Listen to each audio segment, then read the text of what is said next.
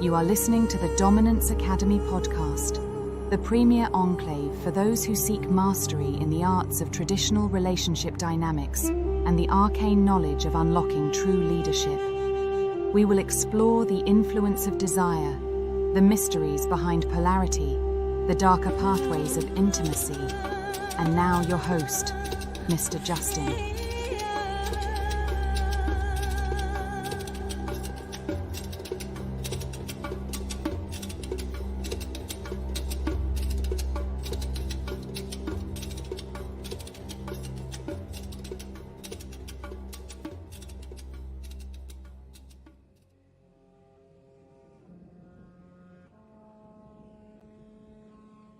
What's happening, folks? This is Mr. Justin, and welcome to the Dominance Academy. I've got a good show lined up for you this evening, and got a number of different topics to touch on. And so we're going to go over some of that stuff. And as always, put your questions in the chat if you have anything, and we'll get that going. But I just wanted to wish everyone a good evening, and we're going to be talking about a few things here. Around domestic discipline, submission, independent women, and as well as a couple of the bonus things around suit jackets, like the different types of jackets that men should have in their repertoire, as well as the breakdown of different types of fragrances that men should be having. And because there's not just cologne for men and perfume for women, there's actually a wide variety of different things. And I'll give you some tips about how to increase your library of scents. What's up, Uncle Guns? Good to see you, man. In the respect to the undefeated chat. I dig that. But yeah, so I wanted to get on some of this thing about like the independent women. Excuse me. So because we hear about this shit all the time. We hear about the independent woman and guys complaining that she's got her career, she's doing this and that, she's got her degrees, she's got her money, she's got her own place and all this stuff. And there's just a lot of complaining. And frankly, when you're a man about your own shit, you really don't see any of this stuff. I've mentioned this before.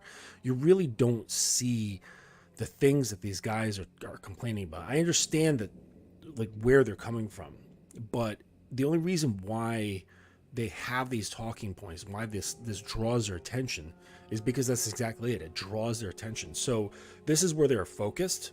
This is where their attention lies. And so this is where they're going to be talking, right? So if you flood your awareness with a certain something, then not only are you going to have just that to talk about, but you are going to be seeing it everywhere. Okay, and there's I think it's called the Bader-Meinhof phenomenon. Okay, so Bader-Meinhof phenomenon goes something like this. Let's say you are interested in purchasing a new car. Let's say you really dig those like Mini Coopers, right? By the way, those are really fun cars to drive.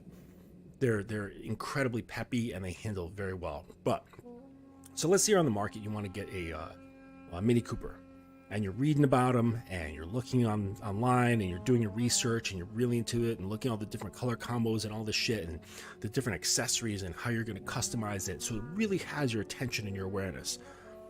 What that's going to happen is you're going to start seeing them everywhere, all around you. You're going to start seeing Mini Coopers everywhere. And it's not like they just became more in society, right? It's not like their numbers just suddenly increased. It's because your awareness of them increased. And therefore, you think that they're just everywhere now. Okay, this is called the Bader-Meinhof phenomenon.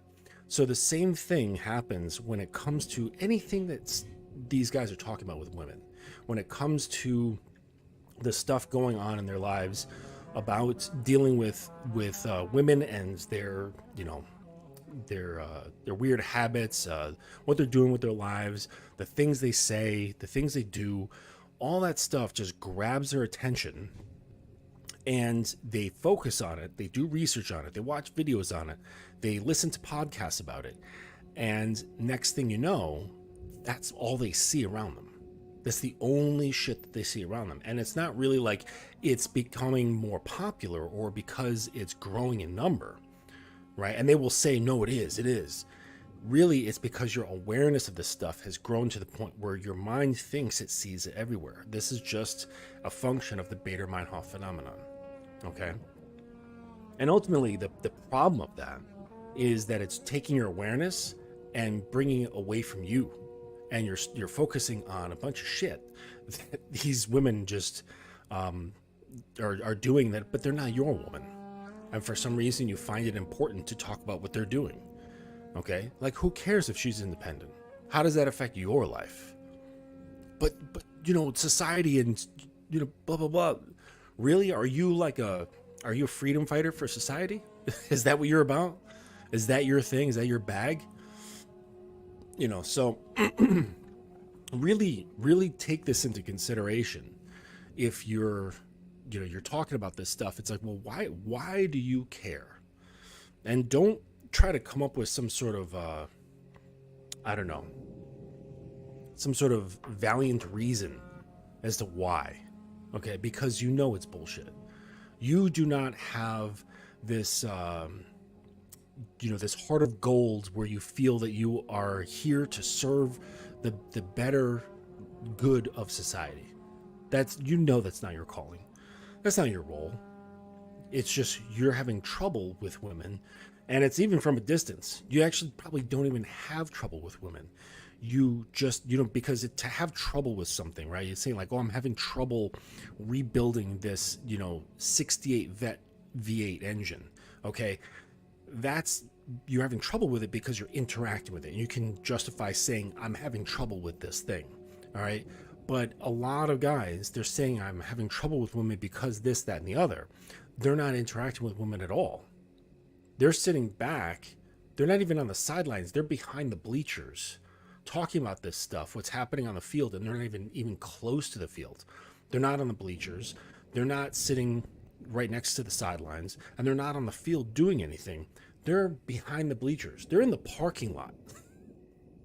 They're in the parking lot talking about this stuff. And as if it matters to them, as if it's something that's actually relevant and a relevant part of their life. And it's like, well, why are you doing this shit? What's the whole point? What did you get out of focusing on what women who are not your woman, what they're doing, what they're saying? It's like, well, they're on social media and, I don't want my daughter. Do you even have a kid? Okay. So really, excuse me. So really, it ultimately shouldn't be listening to anything that a woman has to say. It's irrelevant. The only woman whose words matter is the woman who has successfully, not even is campaigning, okay, because it's in the process of getting a program, who has successfully campaigned and landed a position on your program. Only her voice matters. And it should only matter when it's delivered in a proper way in which you've instructed her. That is the only time, okay? And she wouldn't be there in that position if you hadn't instructed her. Okay, so she already knows how to behave in order to actually be in that position. Okay, so it's not that she gets the position and then you instruct her. It's like you're instructing them, as like an intern, basically, how to get into that position. And then once they figure out all the shit that you've dealt with her to in the internship, then she now already knows and she's in the position and she's just doing things properly. Okay. Now, of course, as life goes on, things change. There's different factors. You change, she changes, life changes, and you're going to have to adjust things, okay? This is why in the Constitution there's amendments, okay? Because life changes. You have to make adjustments based on how your knowledge and your wisdom changes. What you find is important now might not be the same in 6 months, 8 months, 2 years, or whatever, okay? So understand that yes, your Constitution is carved in stone, but there's a lot more room on that stone to add more lines. Okay. And if you have to scratch something out or fucking fill in where you did some carving, do it. It's yours. You have the power to do that. Okay. But of course, never adjust that based on what she's doing or saying. Okay? So, independent women. Independent women are an interesting creature. If we really want to sit here and talk about them and see what they're all about, that's something I typically don't do because, guys, you spend too much time talking about women anyways. But we'll talk about independent women and what's going on with them. And, you can't, first off, you can't blame women, okay, for being how they are. Okay, you've heard me say this, you've heard other men say this, where a woman's knowledge of herself, okay, and of men is only a direct reflection or based on the experiences that she's had with men prior to you. Okay, so if she's been dealing with a certain kind of man and has certain experiences in her life, aside from men, okay, just in her personal life as she's growing up, then certain things will develop, and you can't blame her for having life, right? For having experienced life, for having experienced certain males that had no ability or had no knowledge or wisdom in which to lead her. Okay, so you can't blame her for not having something in their life. You can't blame someone for being ignorant. Okay, so if I invite a friend over to help me work on my bike, I can't smack them in the head and go, "What the fuck's wrong with you? You don't know how to work on a motorcycle engine? What are you, an idiot?" Like, I can't blame them for not having the knowledge that I have, right? Maybe they never touched a wrench in their life. Okay, so you can't blame someone for their ignorance. Okay, you can only blame someone for not seeking outside of their ignorance to change their ignorance into knowledge. Okay, and if they don't even know that that's possible or where they should start, then they're kind of stuck. And even still, you cannot blame them for that. All right, because you can't blame someone for not knowing what they don't know. All right, so an independent woman, she's just been developed, she's been conditioned, she's been groomed to be a certain way. And sometimes I think that it's a mixture of, depending on her upbringing, a mixture of intended grooming and unintentional grooming. Unintentional grooming just through observation, pressures from society, social media, the regular media, all kinds of stuff. Okay, movies, literature. And so, and depending on their situation, they might have to be this way. Okay, and it might be just part of their survival. So you can't blame someone for doing what they need to do in order to survive mentally, physically, emotionally, spiritually. Okay, so and what this does, right, is it develops one's pride. It develops their pride, and it develops their ego.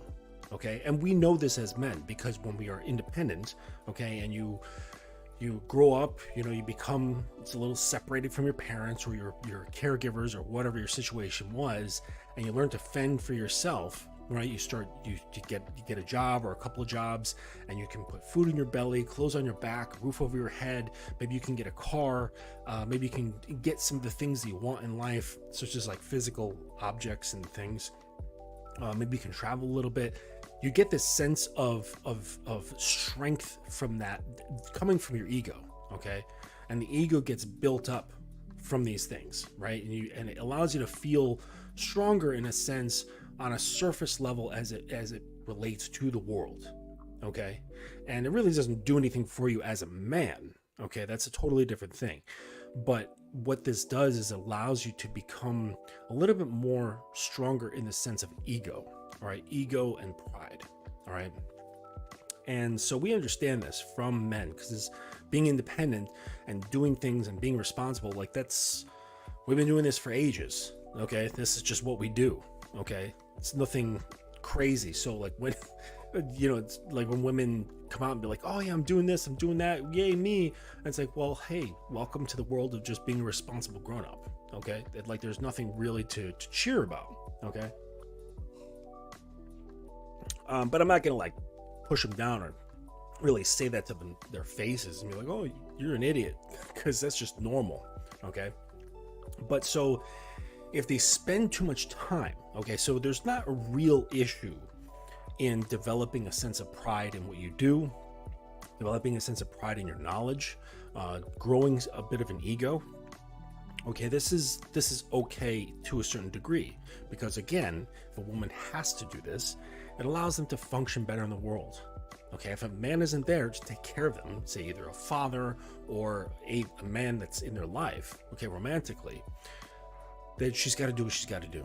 All right. The problem lies is when she spends year after year after year after year after year after year in this world, okay, and then when she comes across a man, then there becomes a little bit of friction.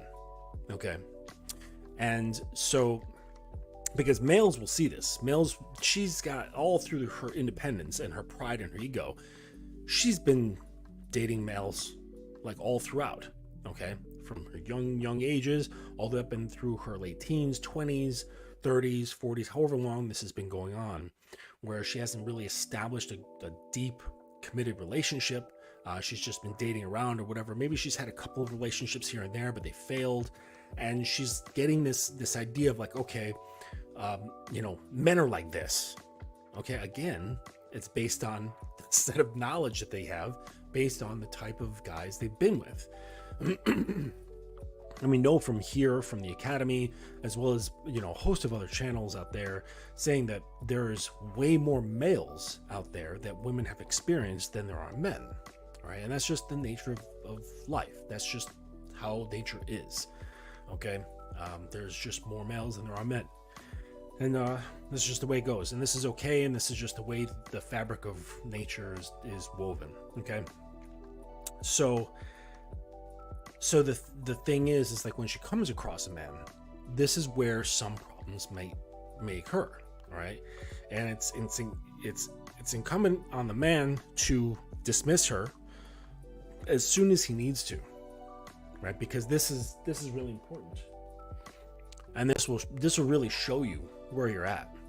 If like you have an issue, if you got a problem telling a woman no, disappointing her, dismissing her, saying that she doesn't deserve this or that from you because of XYZ, if you've got any issue talking like this, then you have to stop, rewind, go back and understand yourself better and get into a deeper, more clear communication with who you are, and start questioning, understanding why you have these hesitancies when it comes to this shit. Okay.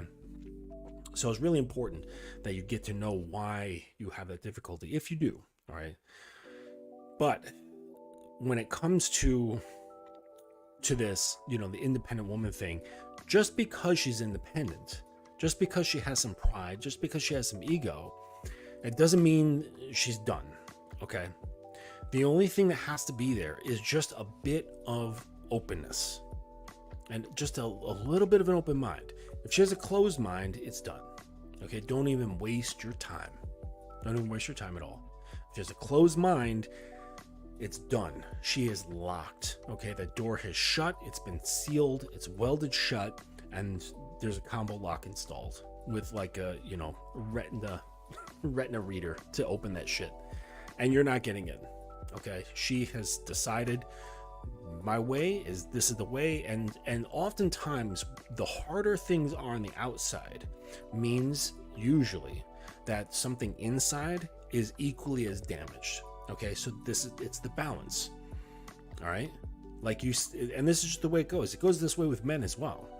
You see like the most violent, most toughest external dude out there, right? You know what I mean? And he's like, I'll fucking kick anybody's ass. Like, we've seen this guy before. He's just like, he doesn't wear armor. He's just got blades all over him. You know what I mean? Inside that, because it's a counter, it's the yin yang. Inside, there's an equal amount of damage that he hasn't attended to. Think about men. Men don't have to act this way. Like I've talked to you about some teachers of mine guys I know that can fucking destroy anybody in the room with their bare hands. Put a weapon in their hands, be it a stick or a, projectile or a bladed weapon, forget about it. Okay? It's forget about it already, just barehanded.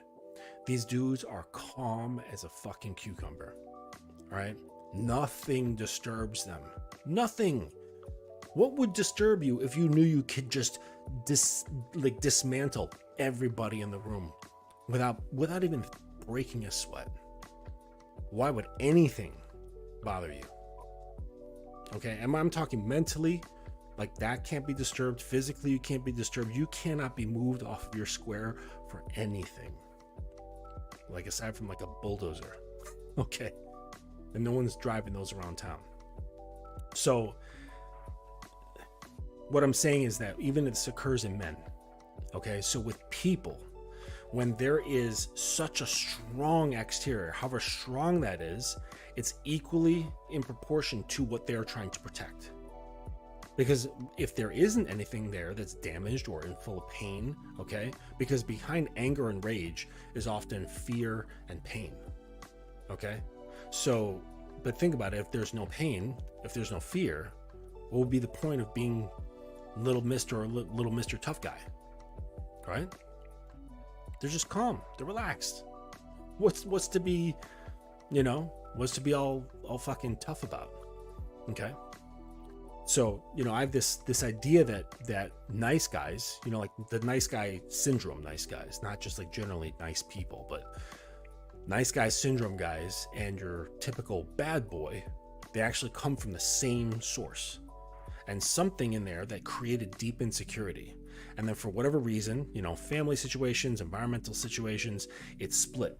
And one way sought to protect themselves by being really nice and not rocking the boat and attending to other people's needs. Okay, that's the nice guy syndrome. The other split is to preserve the self and stay protected, is to never let any woman get close to them ever and just treat women as objects to please them. And that's it. But either they're never going to actually get what they want. They'll just stay distanced. Okay. So, really it's all the same shit. All right. So when it comes to like an independent woman, if she's super, super strong on the outside and she has 0% open-mindedness, just leave her be. Don't even bother.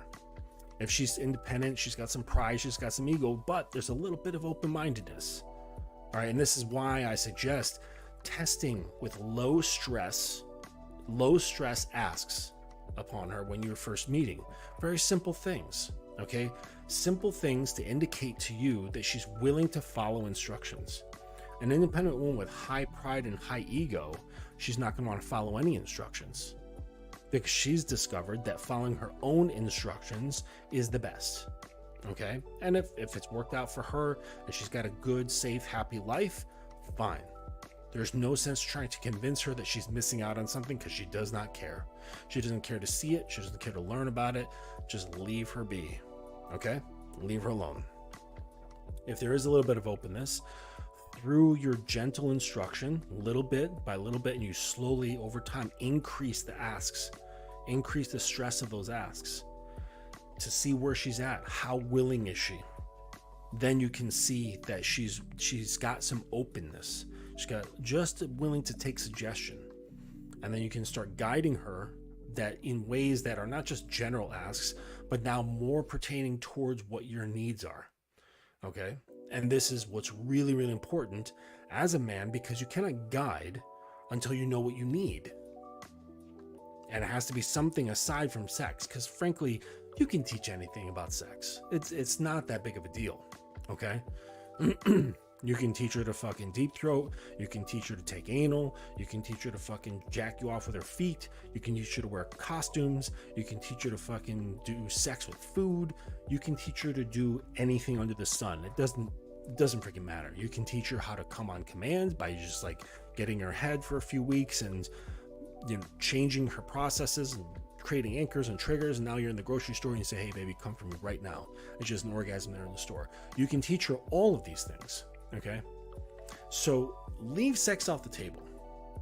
when it comes to your needs and figuring out what it is that you want, so you have an understanding of a little, at least when it comes to the needs section, okay? Because there's other sections in which to lead from, but at least when it comes to needs, what are they beyond your sexual needs?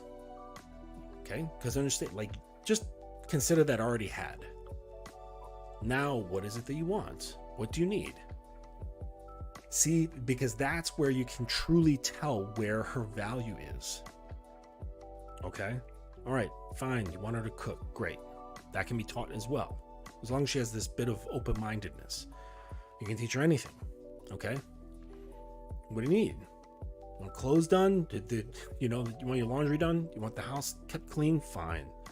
Okay, what else do you need?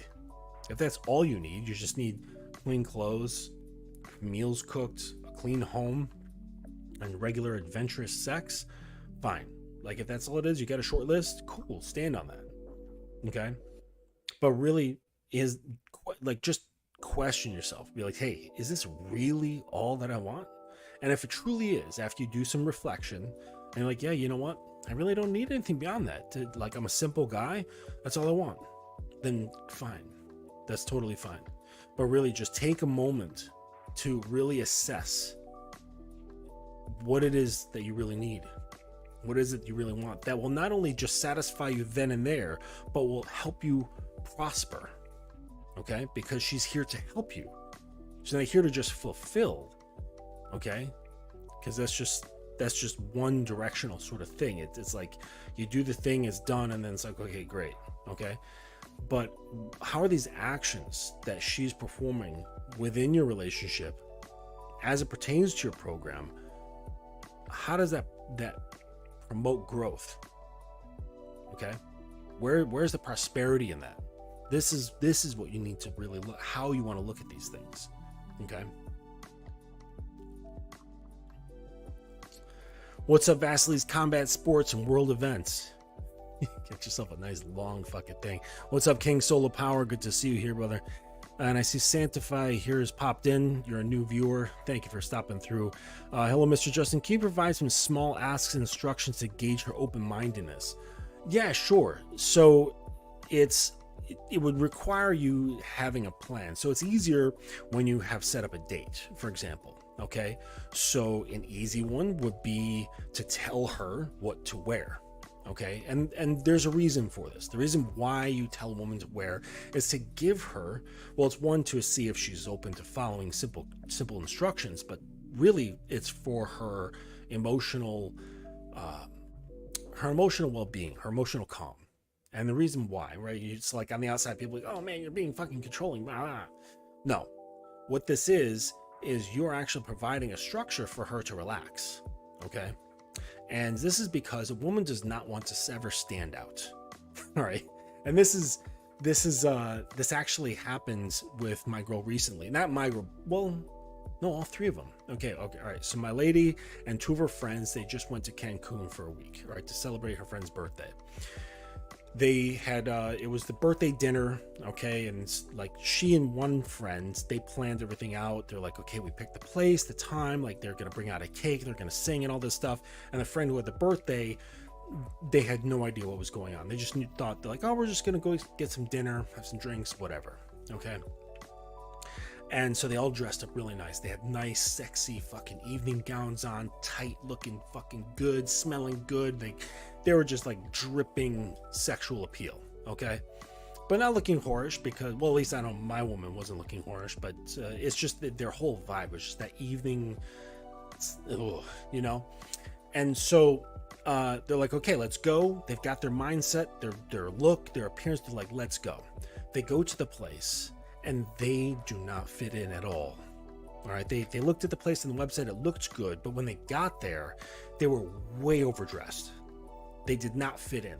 And like they walked in and these three ladies looking like fucking, you know, just dripping. And everyone turns and looks and they're like, what are these guys about? Like, what's going on here? You know? So they're like, yeah, let's not be here. Let's go somewhere else. Just the whole place was a lot more low key than what they expected. So they went to this other place. There was like a French restaurant nearby and it was like perfect for how they were dressed. Okay.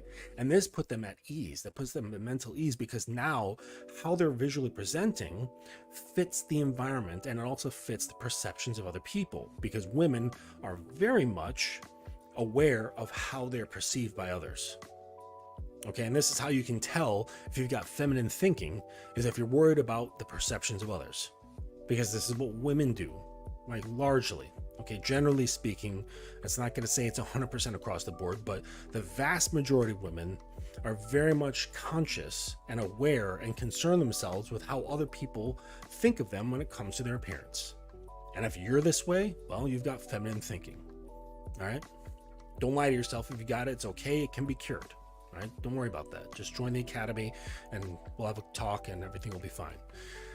But anyways, so this is why you instruct a woman to how to dress, because it lets her know what activity you're going to be doing, the quality of that activity, and it gives her a sense of how to dress, but also the mindset to go into it.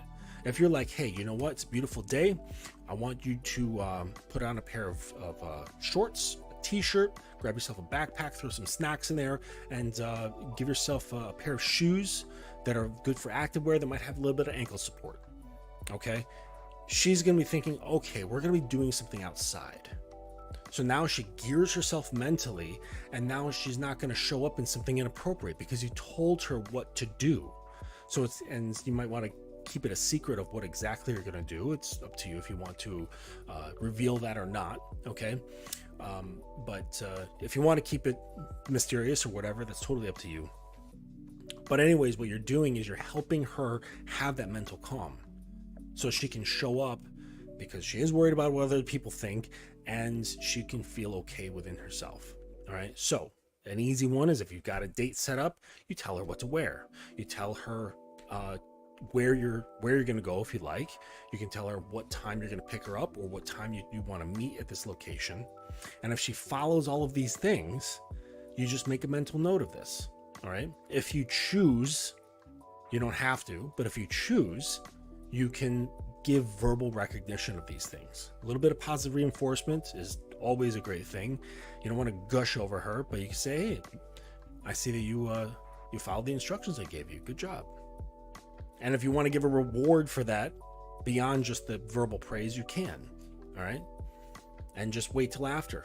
So say she showed up wearing the clothes that you asked at the exact time that you asked her to show up, and she's been cool the entire date.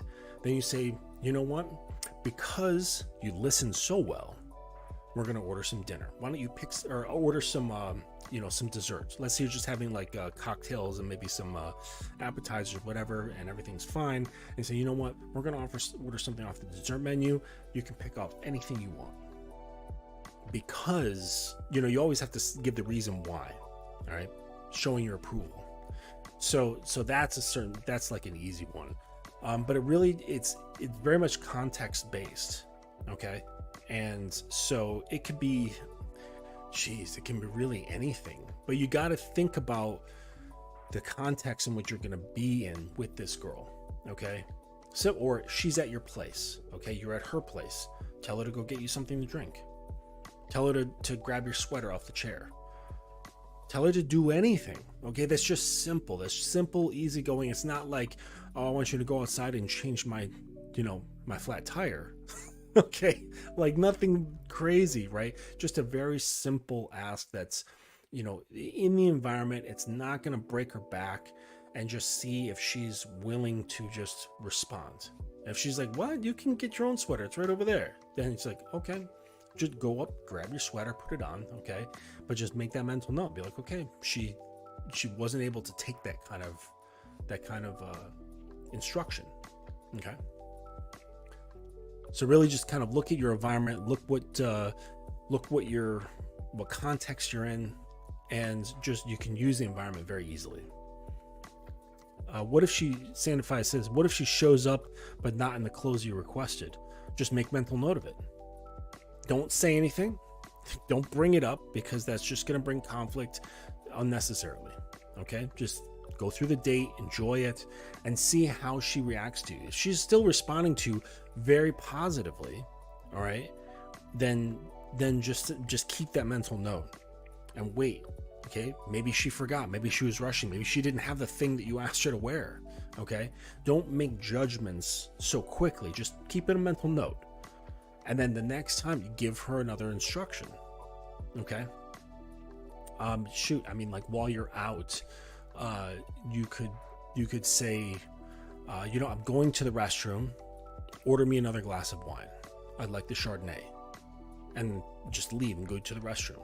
Right, and say as you're going, call the waiter over and say, hey, I'm gonna go use the restroom. She's gonna order a drink for me while I'm there, and see if she does that. Okay, if she's like, no, like you can order your own drink, or was like, I was afraid of making mistakes, so I waited for you to come back, or whatever, anything that's not just you coming back and your glass of wine is sitting there. Right, it's little things that you can do to see just any kind of instruction. Anything that you would do for yourself, tell her to do. All right, whatever it is. Hey, I'm gonna go. You're done. I'm gonna go grab my jacket. Go use the restroom. Wash my hands up after eating. Do me a favor and call us an Uber. And just see how she reacts to that. It's anything that you can do for yourself, or that you could have someone else do for you, like a waiter, wait staff, service person, whatever. Tell her to do it. Little things, okay? And if she doesn't show up in the clothes you requested, I mean, don't just like blow her off. Don't bring it up. It's not that big of a deal. All you're doing is just trying to assess about how willing is she to follow instructions. How much of an open mind does she have? Is she a forgetful type? We'll see. But you use that as like a benchmark, and you keep creating more benchmarks. And if she just continuously just blows off your instructions, and you're like, all right, whatever. Even if she's a cool girl, I don't know, maybe that just turns into a fuck buddy, but this isn't someone that you take seriously. Like, no matter how cool she is, no matter how attractive she is, she's just not the type to follow instructions. And there's plenty of women who are like that. Right, and it could be because they have an ego, could be because they have pride, could be because they're feminist, or they're just not like that. They're just not built that way, and that's fine. It's like not all horses are designed to pull carts and do fucking farm work. Okay, that's just what it is. Some are made for running, some are made to just be show ponies and look pretty. All right, and others are geared for fucking pulling a fucking plow. Right, I like the ones that are geared for pulling plow. I love Clydesdales. Clydesdales are the fucking coolest horses in the world. They're beautiful. They're fucking huge. Have you ever seen a Clydesdale in real life? These horses are fucking enormous. I don't even know where they come from. I don't know, like, if it's a real like breed of horse, or is this something that we like bred? The way we have bred dog breeds. They're not real. Like, we created all this shit. I wonder if like Clydesdales are real, or if we made them. But at any rate, they're fucking huge, dude. They're huge. I like Clydesdales. They can work. Because, and the reason why is because your life is always going to have demands. What's up, J98? Good to see you, man. Your life is always going to have demands. Always going to have demands. Okay. And so you have to have somebody who's not so independent that they're going to be able to look at your demands, like the demands in your life, and think to herself, how can I help? How can I serve this person better? Okay? Because the thing is that when a woman comes into your sphere and she learns to be more submissive, all right? And this is directly connected to her femininity. All right, you can't be submissive and not feminine. Okay, they go hand in hand. So the more she comes into this, and every woman's going to have a certain amount of pride and ego, but it's the ones that have less is easier. Okay, and you can guide them into looking at themselves through you. You become these lenses that they wear in which to see the world, in which to see themselves. Okay. And of course, this is all provided that you are the leader, such that she can relax and trust you and, open up and become more of herself that she's not really aware of. Okay. This is all very important, but we're just, assuming that that's there. Okay. We're assuming that that part is there. So, you can bring her to amazing depths of herself. And, it's, guys, you focus on the surface so much, even when you get deeper. So for the longest time, the thing has been like, looks, money, and status. Like, that's how you should focus on. That's what you should, worry about when it comes to getting women. And then things started kind of shifting because awareness of submission became the thing. Okay. And even in the desire for submission, it was surface level. Okay. And because they're like, oh, I want that because it looks good. It'll feel good to my own ego. And yes, it does feel good to your own ego, but that's not the point. It goes beyond that. All right. It goes beyond that to the point where her submission becomes, now she is this main cog of the relationship. Okay. You're sitting here with the levers. She's a cog, but it's like this main gear that's in the machine of the relationship. And this is where she can now take pride. She now takes pride in her role, not in her identity. Okay. Now here's the thing. A lot of people, and I made like a brief post about this on Instagram. A lot of people think like submissives. They think, well, if I submit, that means I lose my sense of self. I lose my personality. No, what you're losing is your ego. All right. And the Buddhists, they call this the little death. All right. When your ego is dying, this is what becomes this. And it's a painful path. Okay. Because you let go of certain things that you thought were so damn important. And this happens to men as well as you become more of a man and you learn to let go of certain parts of your ego and you become, I don't know, just more middle. Okay. You're not black. You're not white. You're just varying shades of gray. And you're I don't know, you're just less fixed about certain stuff. This is where the gold is. This is where the gold is. It's the dot. It's a little black dot in the white part of the yin, right? And a little white dot in the black part of the yang. This is where it is.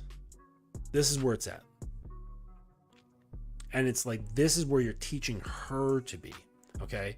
And so, yes, her ego is going to be flowing out, but the pride now shifts. Instead of her accomplishments, it shifts into her role.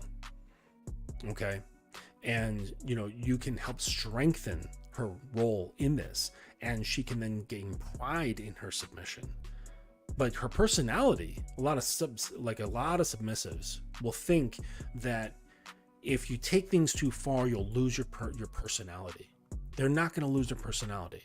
They're just going to lose what they think is their personality based on their ego. And that's not it, right? Your personality is not your ego. They're totally different things. Okay. Your ego can affect your personality. All right. But it is not your personality. So, like my woman, she's always going to be playful. She's always going to push the envelope. She's always going to goof around. She's probably never going to be this 100% like completely, I don't know what to call it, like straight and narrow. She's never going to be this way. And thank goodness, because I don't really appreciate it much. Like when someone's too straight and narrow, for me, it's boring. Now, I've met other doms who are in long-term relationships. They don't have fucking time for that. They want a good soldier, right? They want a good loving soldier. They need someone who's going to follow fucking directions and shut the hell up and not give me anything to think about when it comes to my woman. I don't want to think about shit. I just want to know that you got the things done. That's it. And you're doing what you need to do to help keep everything moving smoothly. I don't want you to be joking around. I don't want to play practical jokes. I don't want to see you goofing off. I don't want to see you pushing buttons or testing boundary lines. I don't want to do any of that shit. Okay? They want smooth and simple, streamlined. Fine. That's what they like. Okay? That's what they need based on knowing what their needs are. Okay. For me, I need a little bit of that. I need a little bit of that spark. Okay. Because I like doling out punishments. I like it because I'm a little bit sadistic. Okay. So I need a person. My woman is this way. I need a person to say, look, daddy, my toe's over the line. What are you going to do about it? And then joke around with what I say I'm going to do. I'm like, okay, you want me to turn this up a couple notches? Fine. Or I won't give you at all what you think you want. And that's going to be your punishment. You're just going to sit in the corner. And I'm going to ignore you for a half an hour. When they're really looking for a harsh spanking, they're looking for that force from me. They're looking for that energy. And it's like, well, if I feel like playing like that, sure, I'll play into that and we can have some fun or whatever. But if I don't really have the nerve for it, if I don't have the time or attention, no, you're just going to go sit down. You're going to be in timeout. Because you just fucked with me on the wrong day. I've got too much on my plate. All right. And that's just the way it goes. But I like that sort of interplay of energy. Okay. And I wouldn't say I'm exactly a brat tamer, and she's not necessarily a brat, but it's just having that bit of percolating energy that's sometimes unpredictable. I don't mind it. Other guys, they could care less. They don't want to see it. They don't want to hear it, but that's just me. And once you know better, like what your puzzle piece looks like, then when you're coming up with somebody who has a puzzle piece that fits it, then it works. You can recognize that better, and then you know how to handle these things with much more smoothness. Question here, Sanctified: does her role eventually become her identity? No. Her role is her role. Her identity is her identity. Okay. That's a trap that guys fall into all too often. Like, you hear about the guy who's been like a career military guy, or he's worked in the same factory for 40 years, or even prisoners who spend like a long sentence, behind bars, and then they get out from doing what they're doing. They get out of prison, they retire from the military, retire from their factory job, whatever, and they don't know how to deal with themselves. They don't know what it's like to live as they are, because they don't know who they are without that thing, because they attach their identity to what they were doing. And once that doing is gone, and that means then their identity is gone. Okay.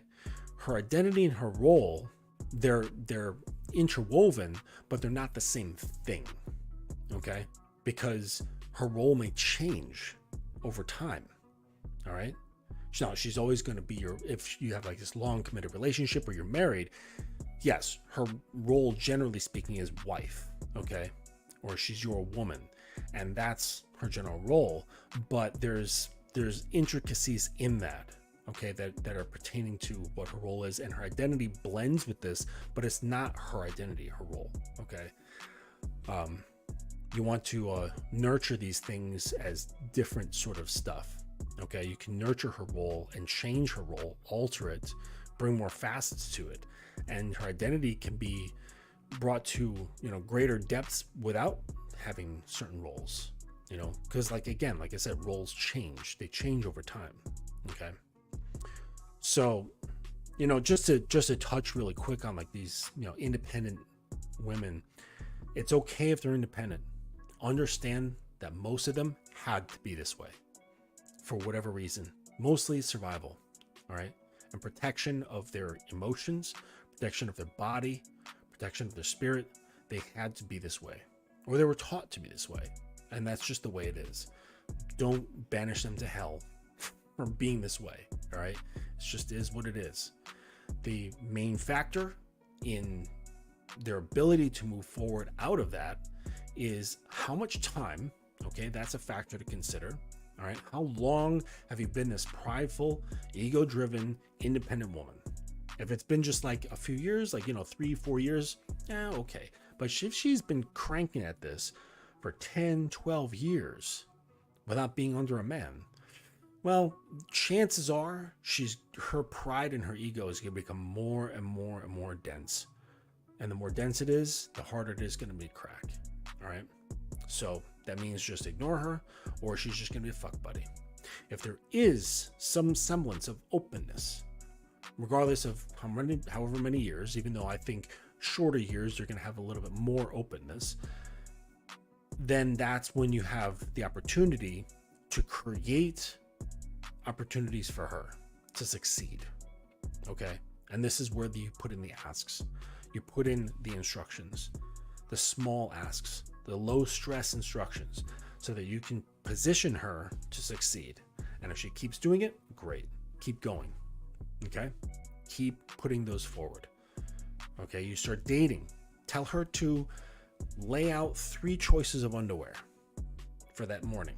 Okay. She's like, good morning. Hey, blah, blah, blah. I'm getting ready for work. I'm doing this stuff. I've already exercised, and say, hey, I would like you to pick out 3 sets of undergarments, like bra, panties. Do 3 sets, lay them out on your bed and take a photo for me. And I'm going to choose what you're going to wear today. That's a low stress ask, right? It's not that big of a deal, but if she's into it, she likes that idea, then you're going to find out more and more how much she likes to have instruction. And this is a great thing. Do you ever use the hatchet, Santa? You got some good questions here, but do you ever use the hatchet after giving a small ask? No, the hatchet is not for asks. The hatchet is to stop unwanted behavior or unwanted words. Okay. So like being interrupted while you're speaking, while you're trying to explain something. I love mansplaining. Mansplain a lot. Okay. And the women who are, the women that I like to have around me, they love mansplaining. They love it when you are full of knowledge and you can explain shit. And they're not going to roll their eyes. You're going to be like, that's so cool that you know so much shit about whatever the fuck you're talking about, But no, the hatchet is for unwanted words and unwanted behaviors. That's what the hatchet is for. And you stop it immediately. You cut that shit. And also, Santify, if you've forgotten, the hatchet is also for your own thoughts, your own behavior patterns. And you can see it happening. You see certain thought patterns, beliefs, or whatever come up. Boom, you just cut that shit immediately. Pops up again, cut it. And you keep cutting it until it stops coming up, like the game of whack-a-mole. Yes. And if she doesn't follow through, with the ask, again, just mental notes. You don't want to make a judgment based off of just one instance. So you see if there's a pattern of behavior. Okay, you're not looking for just one instance and you make a judgment because there's not enough information. Okay, there's just simply not enough data. So you need to see if there's a pattern of behavior, and then you can make a judgment. Okay, and a judgment meaning assessment. You're not saying like, oh, she's a terrible person. You're just assessing how she is and say, okay, does this work for me? And if she's not following through consistently, well, then that's not going to help. That's not going to help me. That's not going to help me prosper. That's not going to help a relationship prosper. Okay. So this stuff is very easy. It's very, very easy to vet women. Because it's like that, being able to follow through, being able to take instruction, that is the most important factor of anything. Okay. I don't care what religion she is. If she's listening, great. I don't care what political affiliation she has. If she's listening, great. I don't care if she looks like a fucking supermodel or an average chick. If she's listening, great. That's the main keystone. Okay. You know what keystone is? Keystone, I believe when they were making bridges out of stones. Okay. The keystone is when you're building up an arched bridge like this with these blocks of stone. It's the one that's shaped like a wedge, and it's at the very center in the top of the radius. And the way it's positioned, it holds the other stones in position. If you remove that, the sides, they all come crumbling down. And it has to be a certain shape. It's like this, like a triangle, but with the tip cut off, and the pointy tip. And so that's why it's called the keystone, right? It's the key to holding all of this shit together. So her ability to take instructions and listen, okay, without pushback, without questioning, without, sometimes they want like a slightly greater understanding. If it's a confusing instruction, they want to have better clarity on the instruction, but not the why behind it. Okay. But if they're like, I don't understand, can you explain that differently? That's fine. But if they're just taking instruction and they're following through, this is the keystone for anything regarding this woman, because this is going to tell you how things are going to be moving forward in the future. And if she consistently listens, she consistently follows through with your instructions, and she's able to take further instructions, and then, you know, if it's in her to be proactive and add on towards things in the same direction that you didn't even ask her to do, that's great. But this is going to filter in through how you build in the relationship, all right? And how you grow, how you teach her the things you want her to learn. If you're like, hey, you know what? I fucking love East Indian food. So what I want you to do is I picked out a great cookbook. And what I want you to do is I want you to learn one new East Indian recipe a week. This is going to be your homework. And every Sunday, you're going to sit down and we're going to look through the ingredients. We're going to get you the stuff at the store that you need for this one thing. You're going to study it. And then every week coming up, you're going to make that dinner each week. Okay? And then after a month, I want you to have a memorized set of 4 recipes, 4 East Indian recipes. And you're going to have them memorized. Like, this is like, and if she's already following instructions well, this isn't going to be a problem. Okay? Emergency situations is obvious, right? When it comes to being in the bedroom, you're giving her instructions on what to do in order to please you well. This is going to be easy. It's going to be a no-brainer. It's going to make her happy to learn how to please you. All right? Like having a day where you sit down and you say, you know what?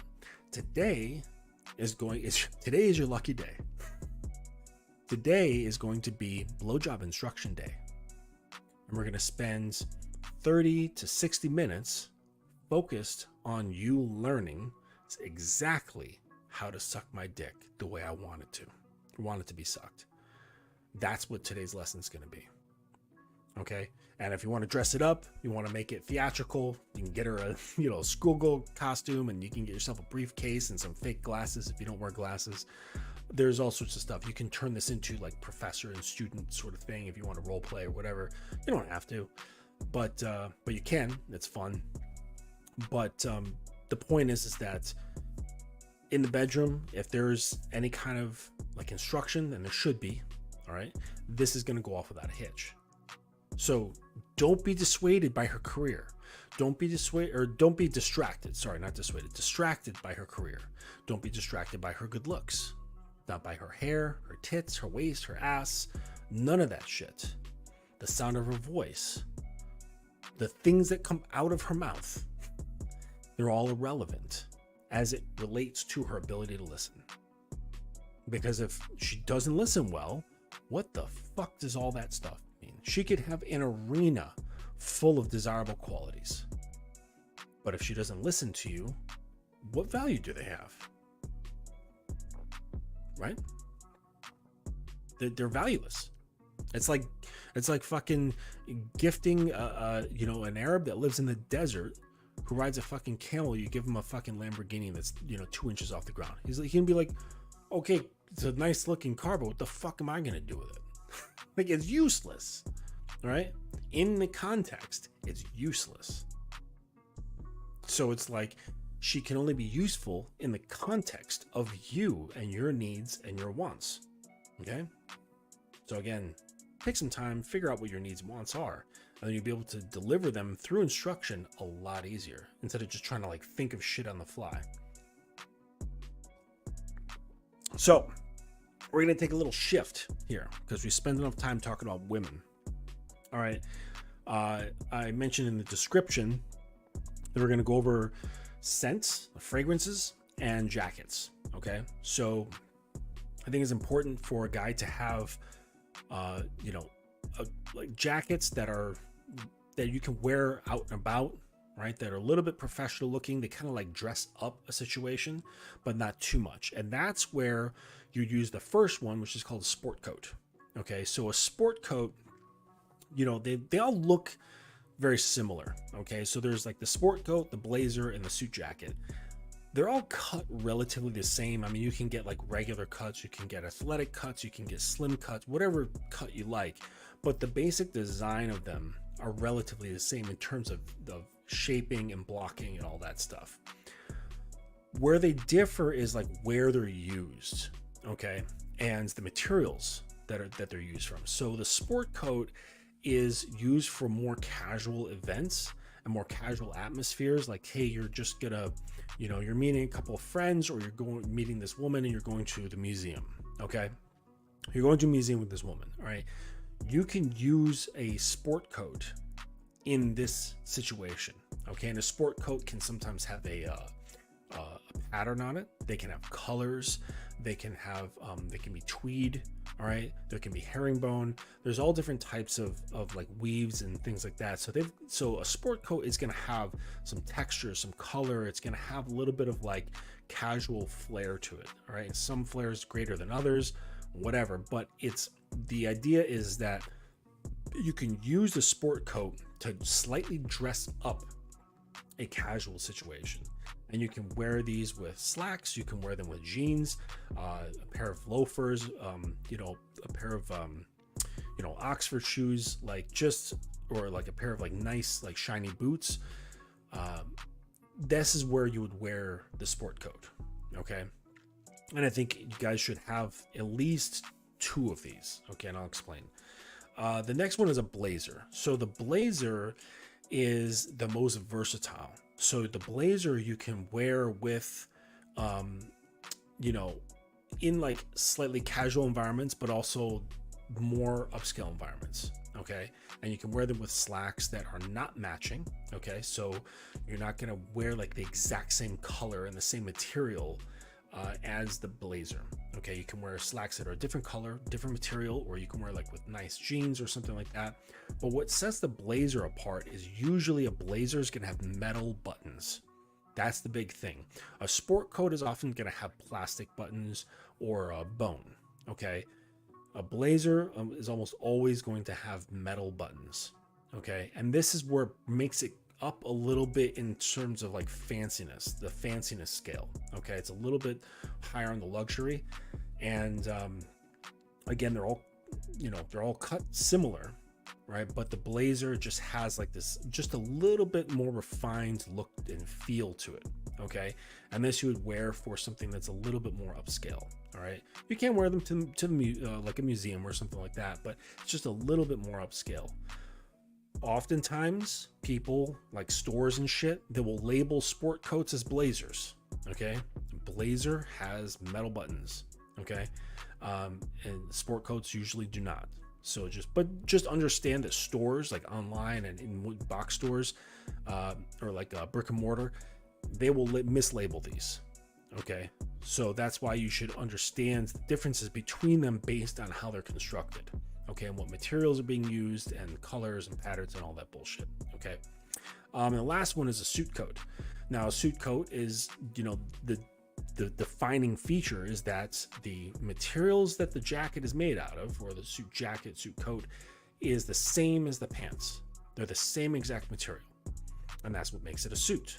All right, because it's a one unit thing. Okay, and it can be a 2-piece or a 3-piece or whatever. The suit coat, it can be single-breasted, double-breasted. Double-breasted tends to be a little bit more fancy. Okay, single-breasted is a little bit more relaxed. For my suits, I've got 3. I keep 3 suits. I've got a black one, a navy one, and a gray one. And so, you can kind of use those in varying situations. Blazer, I keep 1 blazer and I keep 1 sport coat. So I think that it'd be good to have like 1 of each, right? So that you can kind of vary your styling based on where you're going and what you're doing. So this is really helpful stuff to have, like in terms of, I'm not saying the information, I'm not tooting my horn, but I'm saying it's very helpful to have these options in your closet. Okay, having the sport coat, the blazer, and at least 2 different suits.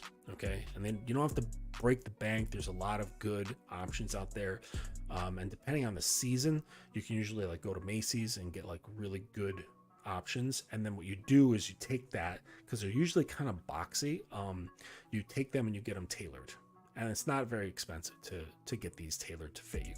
but it makes all the world difference. Like you could just get like a run-of-the-mill kind of a boring suit, but then you take it to a tailor and have it tailored for your exact body type, and it makes the suit look 1,000 times better. 1,000 times, where it's just cut right for your measurements. It's amazing. Okay, so there's that. And so the last part that we're going to do, so we're going to jump in here about is fragrances. Okay, so fragrances, there's not just cologne for men and fucking perfume for women. Okay, that this is a huge misnomer. Okay, there's 5 categories. Okay, there's perfume, there's eau de parfum, there's eau de toilette, there's eau de cologne, and eau de fraîche. Okay, so these all the difference. Okay, it's not man or woman. Okay, because a woman can wear eau de cologne, a man can wear perfume. It doesn't matter. That's these just, they have like feminine and masculine sounds to the words, but has nothing to do with the gender or what the liquid is made for. Okay, so let's break it down. It all has to do with the volume and the consistency of the oils that are used in them. Okay, so these fragrances, they get their odor from the essential oils that are taken from plants and shit like that, and they have them in the liquids in certain amounts. Okay, so a perfume is the strongest of all of them, and it's about 20 to 30% of this oil in the mixture. And this sort of shit is very strong, and it's very pungent, and it usually can last all day long. Okay, because there's not a lot of alcohol in it, which means it's not going to evaporate from your skin very much. Okay, and then usually with all of these, I'll just say that there's usually like a dual stage of these. So there's the stage of when you first spray it on, it'll have one type of odor, and then as certain parts of it evaporate off and it starts blending with your own, skin scent and your own body oils, the scent will change slightly. Okay, so just keep that in mind. It's kind of like wine. Like you crack a bottle of wine, you pour it into the glass. If you smell it, it has a certain smell right then and there. Let it sit for 10 minutes and then smell it again, and you'll notice that it'll have like a noticeable shift in odor. Okay, and this is why they say like letting wine breathe. Okay, this is why you let wine breathe, because it needs to be exposed to oxygen, which is why a wine glass, a real, like a good wine glass that has that bulbous shape. Okay, like you go to a restaurant and they serve you wine and there's like, white wine I think can be in a vertical glass, but I'm talking red wines. If they give you red wine in a little vertical glass, you can tell that they don't know what the fuck they're doing. Okay, it should be very thin and it should be very ball shaped, and that's how you serve red wine. And that what allows the chemicals that are the chemical activities that are going on there to kind of have room to mix with the oxygen, and this will change the flavor and the odor. But anyway, so back to fragrances. The perfume, 20 to 30%, usually all day long. The next one is eau de parfum. Okay, Parfum. Okay, the first one is Perfume. Eau de parfum is 15 to 20% mixture. Okay, so it's a little bit less, and this will last like 6 to 8 hours. Okay, so it's pretty pungent and it will last for quite a while. All right, the next one and the next two is pretty much where is my personal preference when it comes to various fragrances, is the eau de toilette, and that's 5 to 15% of the oils. Okay, so the eau de toilette is 5 to 15%, and this generally is going to last 4 to 5 hours.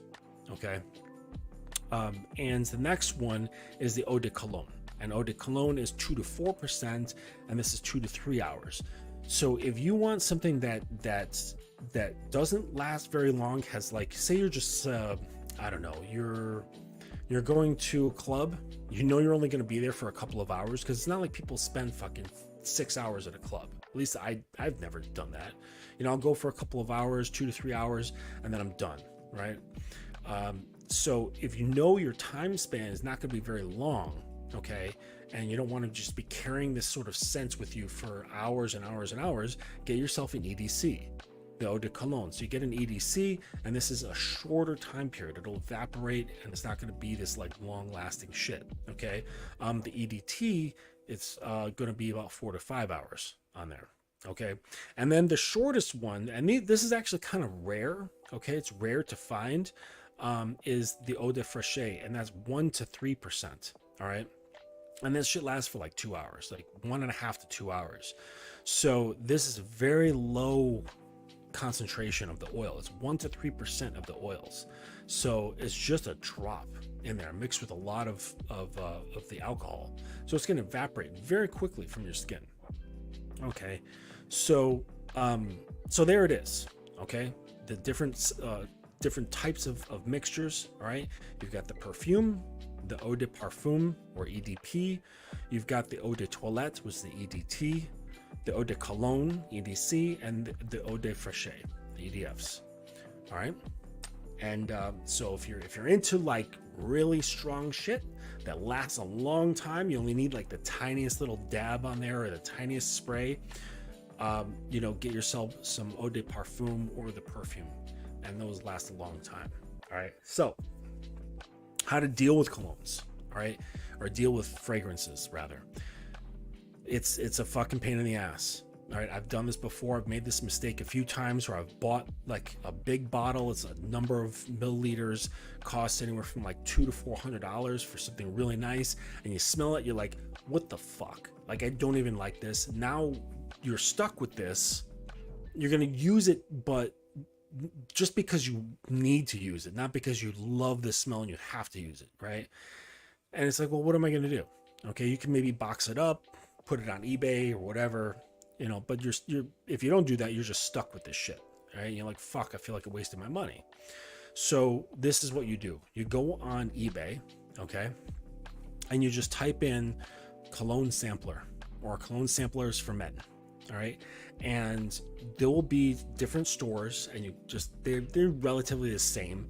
Click on one of the stores, like the eBay stores, and they'll have a fucking huge, massive list of samples that you can buy, like 2 fluid ounces. Okay, here I'll grab for you. Hold on just 1 sec.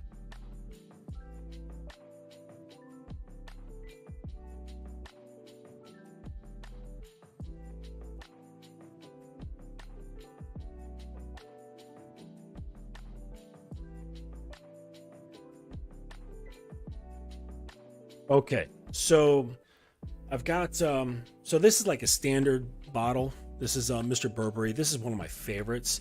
This is like a fall winter sort of smell, and this is this is 100 milliliters. Okay, this is a lot of cologne. It's gonna last a long time, and this is a stronger. So this is an eau de toilette, so this is going to be the 5 to 15% that lasts 4 to 5 hours. Okay, this is again where I like to be. Mr. Burberry is like you know, it's like an older man sort of smell. It's not fruity, it's like very woody and like, I don't know, it's just darker. It's like a dark masculine spicy kind of smell. But these are examples of ones that I got off of eBay in those sampler things, and so they're kind of like this. They're tiny. Okay, these are tiny motherfuckers, and they just put a little bit in there. They fill it all the way to the top. As you can see, I've used this one. You know, this is Confessions of a Rebel. This is a company that I like. This fragrance is called Almost Single. This one, Confessions of a Rebel, this is called Fuck Mondays. This one I fucking love. It's all out, but yeah, so this is more of like a summer smell. All right, it's fruity. It's like, it's got a jumpiness to it, right? It's very, very alive, sort of like active, you know, it's like got some electricity to it, you know? This one here, this is, you know, the Almost Single, it's called. You know, this is a little bit more calm. Okay, it's a little spicier. This would be evening. This one, this first one, you know, Fuck Mondays would be daytime. So it's like when you're smelling these, you want to think about you want to think about like what comes to mind. Like first, like what season comes to mind? Just what hits you like instantly when you smell it. What of the 4 seasons? And then try to pick out some kind of notes. Like, is it fruity? Is it flowery? Is it spicy? Maybe think of like what song would go with this. Okay, what color would go with this? And this will give you an idea of when it would be appropriate to wear these fragrances. Okay, and so what I was saying is about the eBay thing is they've got stores that have these. Okay, you can also get slightly bigger ones. Okay, some stores they sell slightly bigger ones. This is like maybe this is 10 milliliters. Okay, so there's 10 ml. These are 2. Okay, and this is Creed, Aventus Creed, and this is a great summer smell. Super, it's like summery daytime, but also a little bit spicy. Okay, so depending on where you go, you could possibly pull this off at night. It's just a really good, strong smell. But the point is, you go on eBay, you go to those stores, and you can just pick out a shit ton of them. And they're like, I don't know, they could range depending on the brand anywhere from like a few dollars, like $4 up to like maybe $10. Okay, and you just get a bunch of them. And some you might find are total duds. That happens to me, but like I'm only out like $5. Okay, or I'm out $10 or $15. If it's like a few of them I don't like, but then I will come across some winners. Okay, and if I like that winner, then I can find a store that's selling 10 milliliters of that, or a full bottle if I really, really like it. So what this does is it allows you to go through the testing phase. Okay, you get a bunch of these, you try them out, and get a whole bunch and sort of categorize them. You can even create a notebook and just write down like which is which, because eventually you will run out of them. You're like, well, shit, what was the smell? What was its rating? And you can give it like a star rating if you want, however you want to categorize your stuff, and then you can figure out what's best for you. And typically you're going to want 4 fragrances for each season. Okay, the best thing to do would be 8. Okay, so the reason being is that you've got a summer day night, a spring day night, a fall day night, and a winter day night. Okay, like that would be the most ideal. But if you don't want to fuck around with that many fragrances, that's fine, but have yourself at least 4 for each season. Okay, and because you can get away with having a daytime cologne at night if it's within this appropriate season. Okay, so that's my suggestions on there, right? As far as like getting your fragrance game down, because I'm not going to tell you what to get or like what's good, because I love Mr. Burberry, but you might smell it and go, that's just fucking weird. I don't like that at all. Not everyone does. Sanctify, Extraits de Parfum. Oh, I think that's that's like the 100%, right? That's like the even greater than the perfume. It's got even more of the oils. I'm pretty sure that's what that is. But yeah, yep, Sanctify. I checked out the green Irish tweed, and I don't like it. I don't like the Creed Aventus. I don't like their green Irish tweed. I didn't like it at all. But thankfully, I only got it in a 2-ounce bottle, and or whatever ml this is, but the 2 ml, I don't know what the fuck. But I got it in a small amount, so there was no loss, and I learned quite a bit. Okay, but yeah, you gotta just take the time to sort out your fragrances, and it goes a long way. So get yourself 4 fragrances at least. Do that. It's a fun thing. Like, it's a fun thing to just buy these little things for yourself and do a lot of testing. Write your notes down, because you are going to run out of the bottles. You want to remember what their characteristics were, and then you'll have your 4 scents eventually, and then you get yourself a sport coat and a blazer, and hopefully you've got a suit, and then you're set pretty much for any environment. And also, like, it's good to have shoes. I'm a big fan of a cap toe shoe, but that's just me. Florsheim's, I hope I'm pronouncing that correctly. But Florsheim's is a great shoe manufacturer. They have really good quality leather shoes, and they're not super duper expensive, and they do host a lot of sales on their website, with a lot of interesting, like really cool stuff. Maybe I can put that in the chat. Yeah, Florsheim. What the fuck?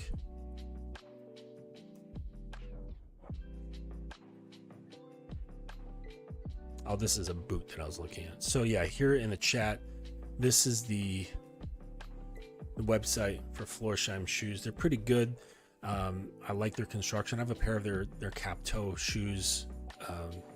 Good quality. These are actually the pair of the boots that I'm looking at, because I have a pair of the side zip brown leather boots that I got from Aldo a long time ago, and I'm like, man, I want a pair of like just tight, nice, shiny fucking black ones that are similar. You know, when you're looking at shoes, like make sure that they've got actual stitching, right? Make sure that they've got actual stitching into the sole. You wouldn't be surprised how many times they put fake shit in there, and then the sole's actually glued onto the shoe upper.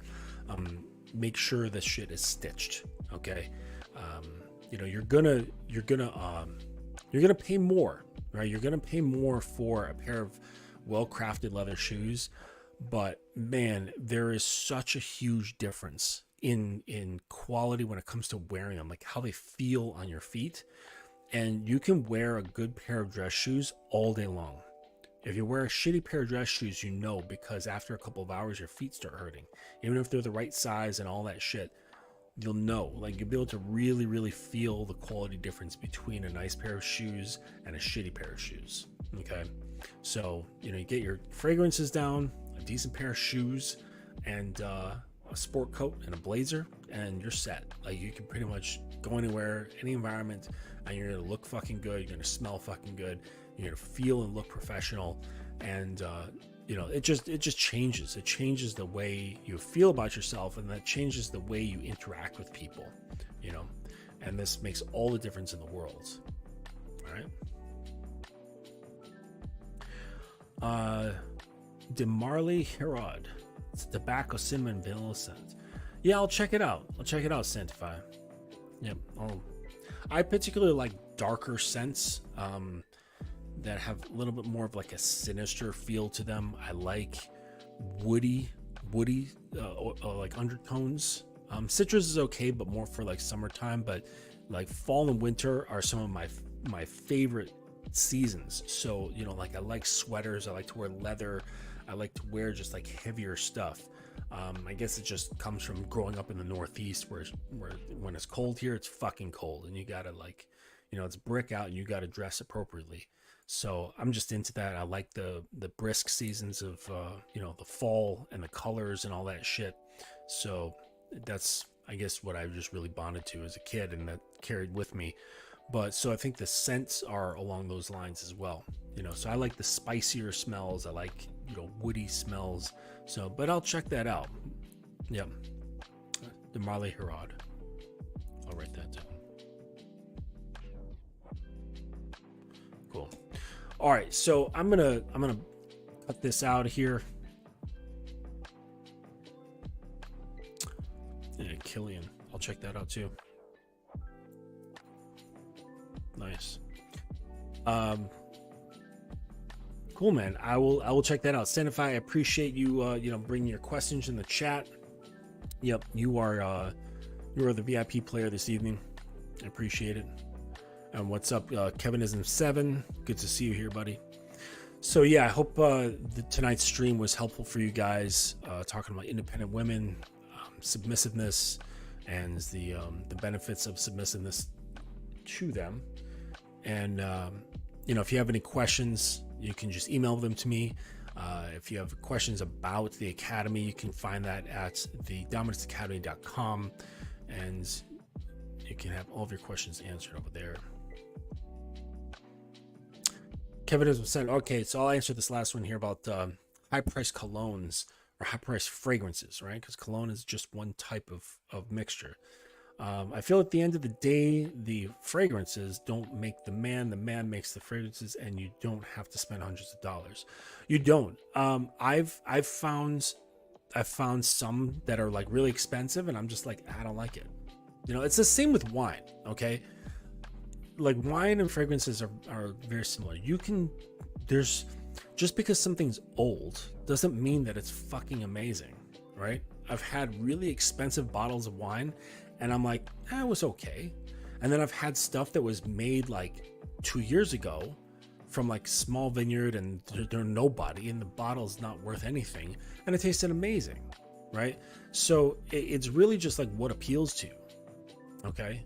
Not what's popular. And frankly, I can't stand it when I'm walking around and I smell dudes wearing the same shit that everyone else is wearing. It's like, dude, think for yourself. Did you ever think that this even bonds with your own biochemistry? Because it's not even. So that's the other layer of it. So that's the other layer of it. It's not a matter of just like you like this smell, okay? Does it bond with you? All right. And this is something that's really interesting. When you put on the cologne, of course you're going to smell it, okay? But after a little while, right, after that first stage evaporates and you're on to the second stage, if you don't notice it on your body, you've now found a cologne that works well with your own biochemistry. And this is really important. If after an hour you can still smell it on you, like you're very aware that you're wearing fragrance, then this is not for you. It's not made, the oils are not gelling with your own biochemistry on your skin. So this is really important to understand. So you might love the smell of a certain something, but it doesn't bond well with your biochemistry. You have to find something that blends with you well, because it's going to mix with your pheromones, your hormones, your oils, anything else that's on your skin, and it's going to work the best for you, okay, if it's one of those. So just understand, you might like something and it might not be great for your body. But to Kevinism 7's point is just check out everything. And like on those lists that I was telling you about, those stores on eBay, you'll go through shit and there'll be brands in there you've never heard of in your entire fucking life. You'll never heard of them. But try them out and be like, all right, I'm going to try out these three, and what's cool is about eBay is that it keeps track of your purchase history, so you know not to repeat certain things and so on. But yeah, so just try out a bunch of stuff. Forget about what brands are whatever, like try them out, try out big brands, try out brands you never heard of. It doesn't matter. If it smells good, it smells good. However, I do know that this is a factor. Essential oils are fucking expensive, right? Like I know this, because I was doing research into making my own scents, and they're really, really expensive. So as far as if you're buying in bulk, all right, you can run up a huge bill. So the companies that are smaller, that don't have the funding to utilize a lot of oils, then they're going to use a lot of alcohol. So you'll find that cheaper colognes will have more of a rubbing alcohol smell, because they don't have the funding to put in enough of the oil, okay? And they want to be able to sell more product to get back a return, all right? So understand that cheaper fragrances will have more alcohol in them, and they'll smell like alcohol, okay? So just keep that in mind. Yep. Sanify, my email, you can email me at justin@thedominanceacademy.com. Yep, you can find me there. So any questions you have about the course or whatever, you can email me, or you can find it at thedominanceacademy.com. Yes. Cool. All right, well, I'm going to end this here. I really appreciate everyone coming through. I appreciate you guys who are catching this on the replay. And it's with your support that I'm able to continue doing this again and again and again, and to hold the courses that I have going on. And just understand there's a big iron in the fire coming in May, I believe. Yep, I've teamed up with this dude from London, and he's fucking actually pretty big in the dating scene as far as coaches go. So we're holding a workshop that's online. And yeah, it's going to be a really good time, really good exposure, and we'll be able to help out a lot of men. So that's where we're at. I thank you guys for coming through, and we will catch you on the next one. Take it easy.